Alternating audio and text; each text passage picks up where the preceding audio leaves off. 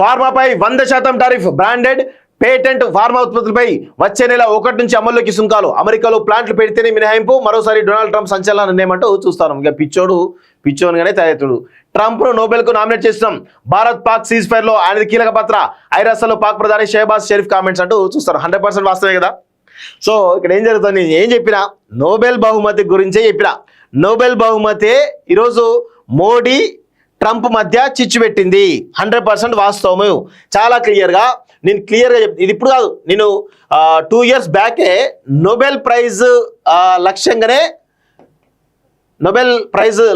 లక్ష్యంగానే మోడీ పనిచేస్తా ఉన్నాడని నేను 2 సంవత్సరాల క్రితమే చెప్పిన, 2-3 సంవత్సరాల క్రితమే స్టోరీ చేసిన. ఇప్పుడు అనూహ్యంగా మోడీ ఆల్రెడీ ఇప్పటి నుంచో రేస్లో ప్రయత్నం చేస్తూ ఉన్నాడు. చాలా యుద్ధాలు, అందుకే అటు ఉక్రెయిన్ పోయి ఆయన కలిసిండు, రష్యా పోయి పుతిన్ని కలిసిండు, ఇలా పోయి కొన్ని దేశాల్లో సంబంధించిన విషయంలో శాంతి చర్చలు చేయడం జరిగింది. సో మీరు గుర్తుపెట్టుకోండి. తర్వాత అనూహ్యంగా ట్రంప్ అధికారంలో రాగానే ట్రంప్ తన పని తాను చేసుకుంటూ అన్ని యుద్ధాలను ఆపాలని చెప్పేసి ఉక్రెయిన్ అధ్యక్షుడు ఎవరైతున్నారో తనని దగ్గర పిలుచుకొని, తర్వాత రష్యాతో చర్చలు చేసి, చైనాతో చర్చలు చేసి, ఆ తర్వాత పాకిస్తాన్ భారత్ యుద్ధాన్ని ఆపేట ప్రయత్నం చేసి, ఇదంతా చేసి ఇమీడియట్గా నోబెల్ రేస్లో రావడం జరిగింది.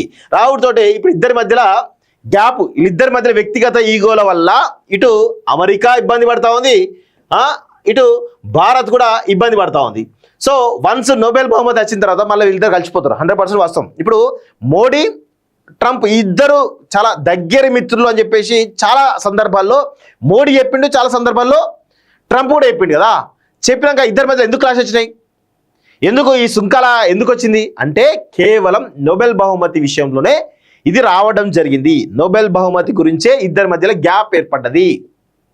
100% వాస్తవం ఇది.